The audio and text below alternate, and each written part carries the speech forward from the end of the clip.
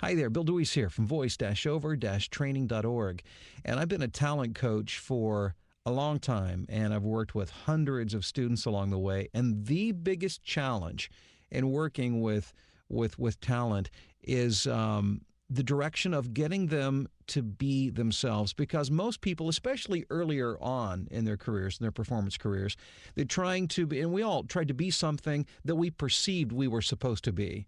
We grew up hearing certain voices or watching performers, and we thought that to be good, we needed to look like them or to sound like them. But the biggest challenge, and the thing that I think that we have to wrestle with really our entire lives, is becoming ourselves and being comfortable with being ourselves behind the microphone. And the single most consistent piece of direction that I see on scripts that I receive from casting directors and agents is this: no radio announcers. Now, many of us, myself included, who are in the voiceover business, came to this transition from a career in radio, in which we bring with us a number of bad habits. The first and the most important and biggest overcome is the fact that we tend to sound like typical radio announcers. And if you've been a radio personality for a number of years, you might not even realize that you do it. But I got an audition in today, and what I wanted to do here, if I can quickly find it, is to take you through a script. There we go. Okay. This is a script that I received from it's a production house in Las Vegas that I do a lot of stuff with. And this is for a hospital. And the part is for just a regular guy. And a lot of the scripts that you will audition for and record it's just the man or the woman next door. And you really have to get to the point where you don't sound like a radio personality or an announcer. And again, I think that's one of the hardest things to overcome. So here's a quick 4-step process into helping you get past that. And the first is this: drop the headphones. Because when you listen to yourself in your headphones, it tends to exacerbate the problem of you sounding like an announcer. The more you hear yourself, the more you want to be an announcer. So drop the headphones. The other thing that you want to do is not project your voice. You want it to sound and feel more intimate. So visualize that the person that you're talking to, that their ear is 3 to 6 inches away from your mouth.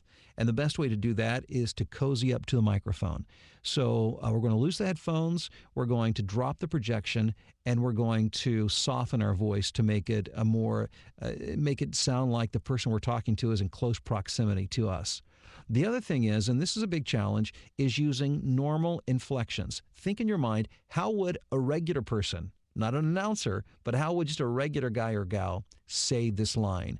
And then find words of emphasis, words that evoke emotion, that you can perhaps work a little bit, pause, and give special attention. So let me go through the script to give you an idea of where I'm coming from, and I'll stop and point out some things along the way.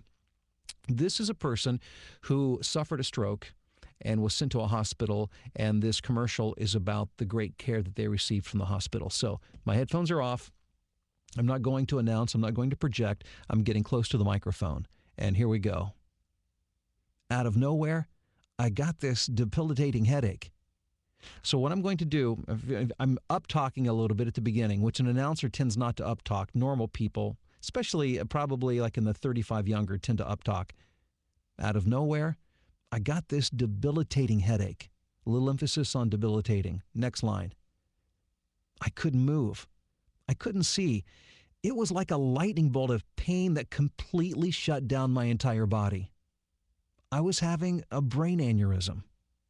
So I put a little emphasis there on completely shut down my entire body. A little pause, and then emphasis on the realization I was having a brain aneurysm. Next line. I was immediately rushed into surgery. My family was so frightened. Emphasis, my family was so frightened. That's a phrase that should evoke emotion, because we're talking about family, we're talking about life and death issues here. And then the final line, actually there are 2 more lines. Next line is this. They made me feel like their only patient. Emphasis on the word only. And I just knew they were willing to go above and beyond to fix me. And that's exactly what they did. Now, this particular line, we've moved beyond dire consequences to hope. and healing. So it should sound a little more upbeat, but our voice is still softer.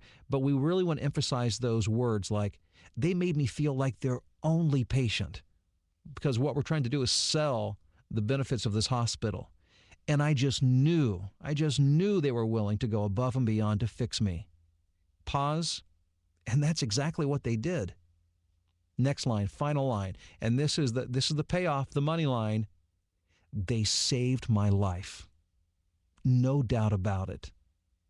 They saved my life. That is the money line right there. That's what we want our listener to know, that their potential patient is, these guys saved my life. It's a big deal.